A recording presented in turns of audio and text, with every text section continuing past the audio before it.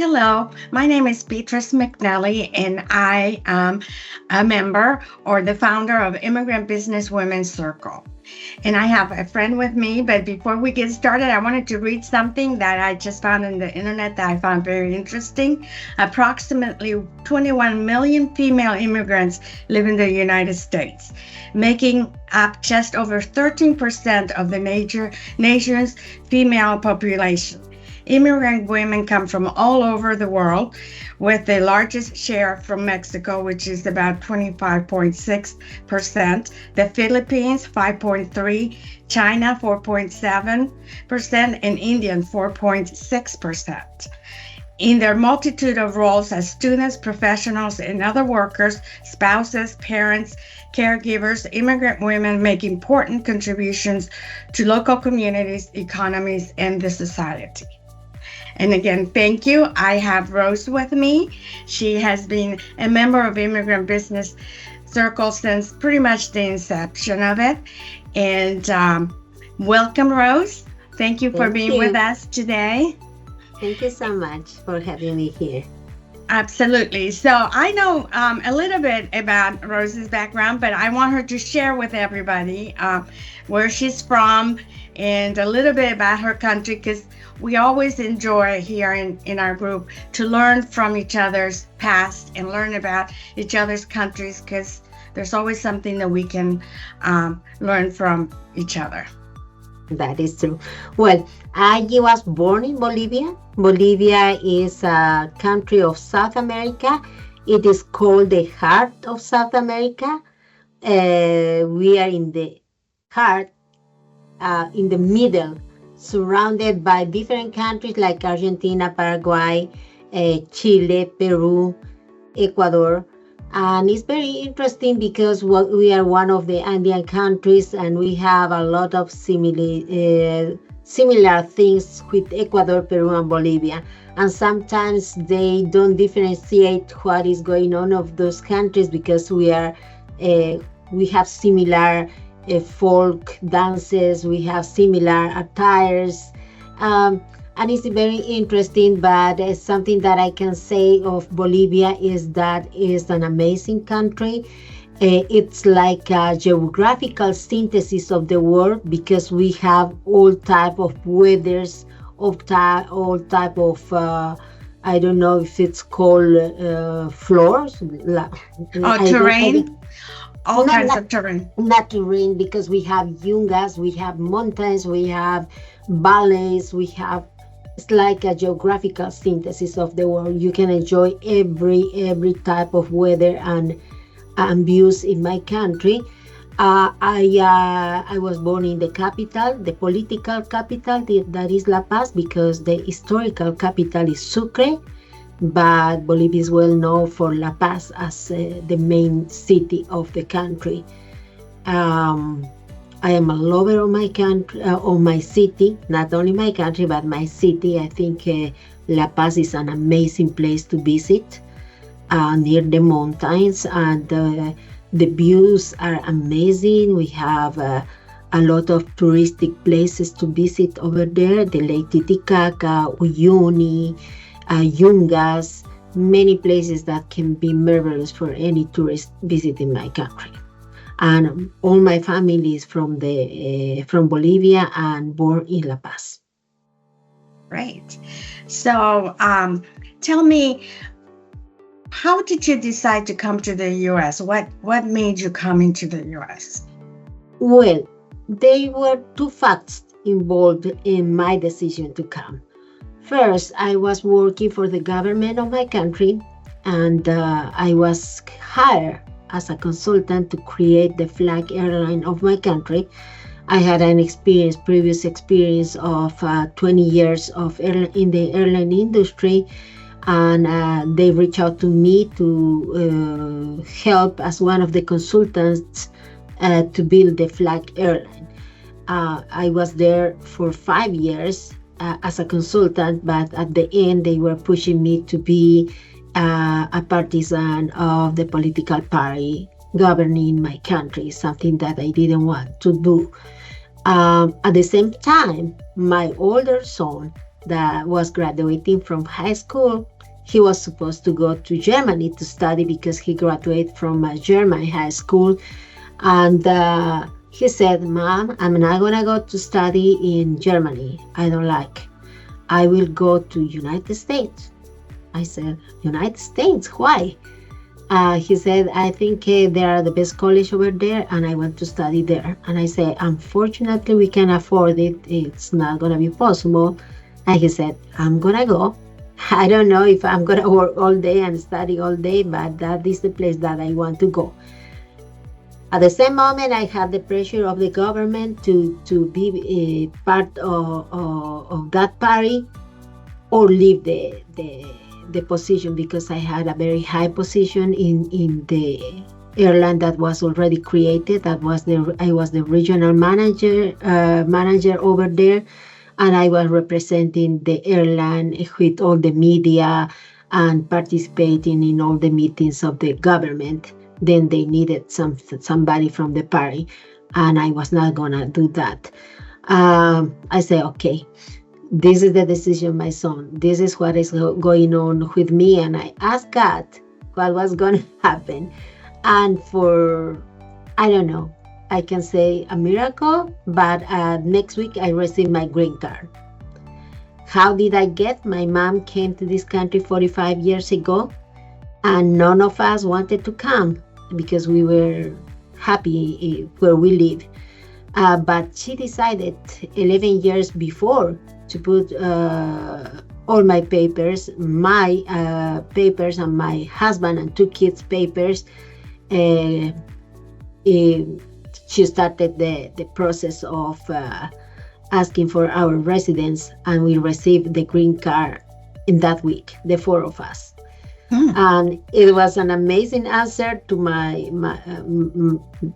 to what I asked to God, because when I got those papers, I say, okay, this is the decision. I let my husband know that we were leaving. And he said, you are leaving, I'm not leaving. And I say, no, we are parents. And if we are parents, we have the responsibility to do the best for our kids. And we sell everything, and we decided to come and start from scratch. Wow.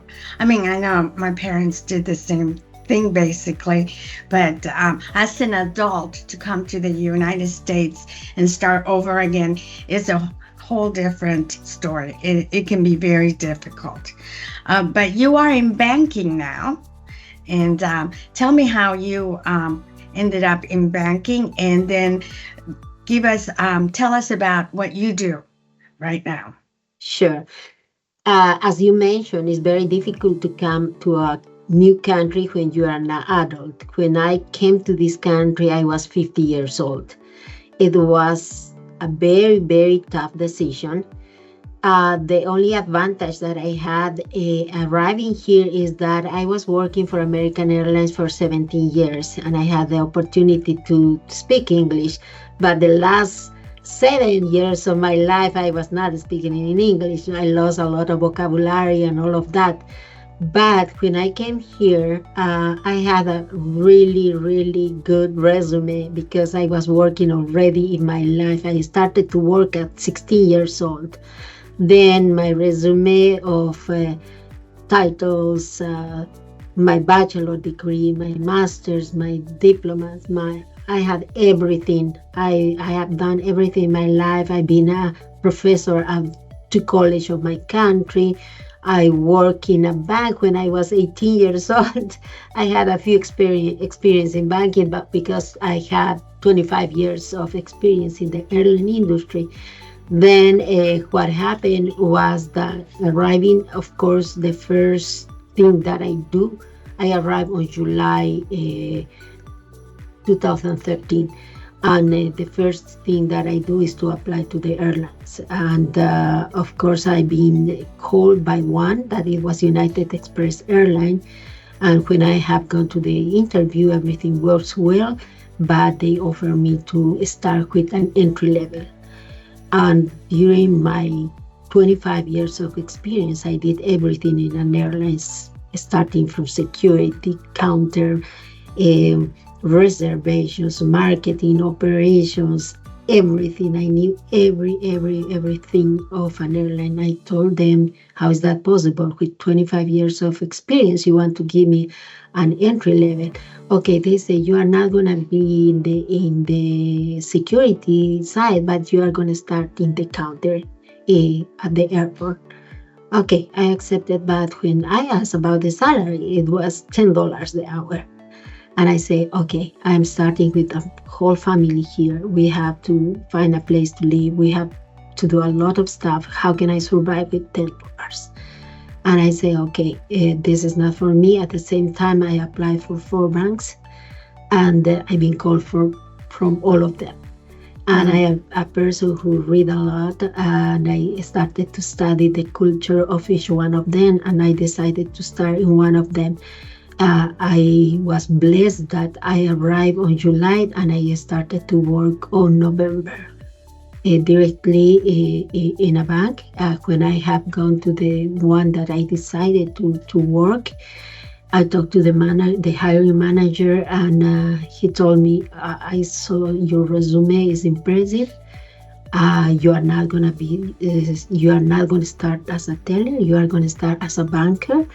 And something that I can promise if you accept my offer is that in 1 year, you are going to be a manager. And it happened. In 1 year, I was promoted to manager, been manager since 2014 to date. I have been in that bank for 8 years, and I moved to have a better position. I've been I received the title of Senior VP and working for a community bank, Sandy Spring Bank. That was an amazing experience. But when you are managing people for 4 years of your life, there is a time that you say, not anymore.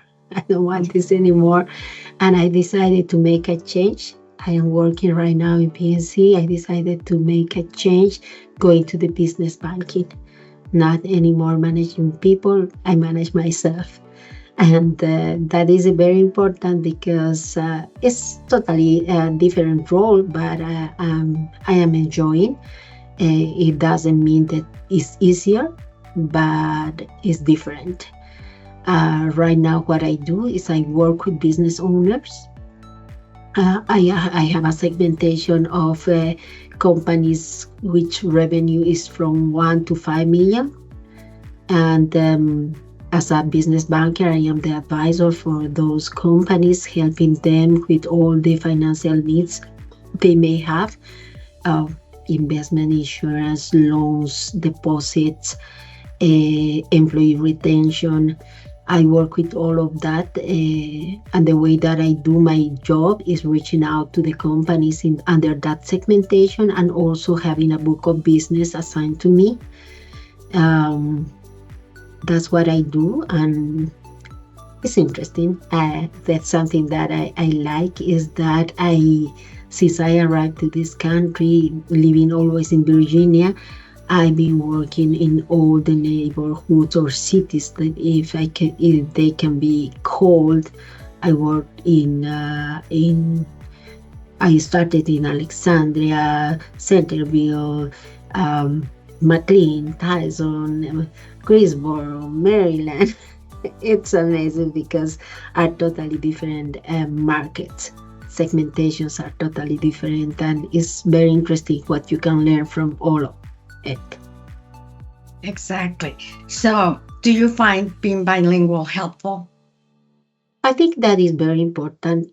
This is with the globalization, what happened in this country is, as you mentioned, 21 million women working here is only talking about women. If we talk about the total population, is more than we can imagine. And being bilingual is very, very important. We don't have to forget that Spanish is the second language of this country. I read the statistics, and that in 2050, from every 2 inhabitants of this country, 1 is going to be Latin. Then you can see the importance of being a Spanish speaker. something that it helped me and made me happy, because it's very important to be happy when you are working, is that I was able to help my community. The lack of information, the lack of financial literacy in our community is impressive. And there are a lot of people that are not taking advantage of the things that they can do and how the system can help them to grow. Then during all of these years that I am living here, I get involved in many type of organizations like chambers, associations, non-profits, all that activity to help my community, to give back the communities that we serve. And as manager, having the possibility to hire people, I always look for a Spanish speaker, because I think in all the cities and all the places that we have at present, it's important to have a Spanish speaker to help them, because when it's money, you want to speak in your language. It doesn't matter if you understand English or not. Money is money, and you need to understand in your own language. You're right. I mean, even if you are, proficient in English, I think going to the doctor and going to the bank, you're a little insecure and you prefer your own language. I understand that. Well, thank you so much for sharing that with us. You have many talents. I just learned a little more about you that I didn't know, and it's very impressive. Tell me a little bit about being a member of the Immigrant Businesswomen Circle, and do you find, I could talk for hours about what it does for me, but I want to make sure that we hear just a sentence or two of what you think it can help you with. Is pride and happiness. Those are the two words, because when you see the members of the Immigrant Circle, you can see a lot of fighters. All of you, all the members, fight for something.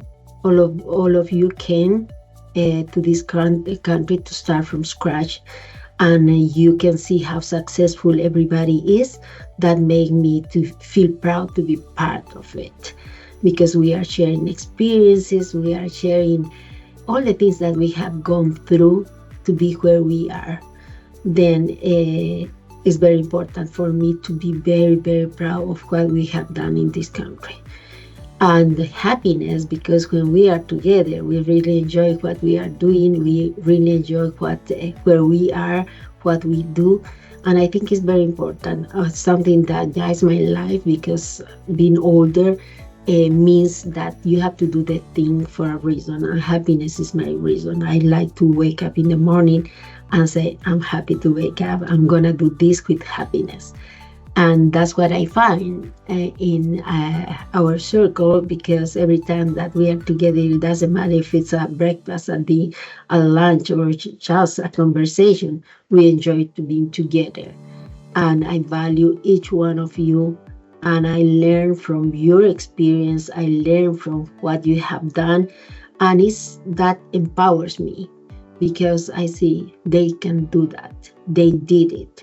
They are fighters. They got everything they want to do in the professional life and in the personal life. That is a great example to follow. Thank you. Yes, and you are a great example to us as well. I want everybody to remember that a week from Thursday, we're having coffee over at Natasha's office. It's all on Facebook, and anybody wants to join us. Rose is going to share a little more about herself, and that will be a wonderful conversation again. I really appreciate you taking time with us today. I know you're a busy woman, and I appreciate everything you said, and thank you very much. Thank you, Beatriz. Nice to talk to you.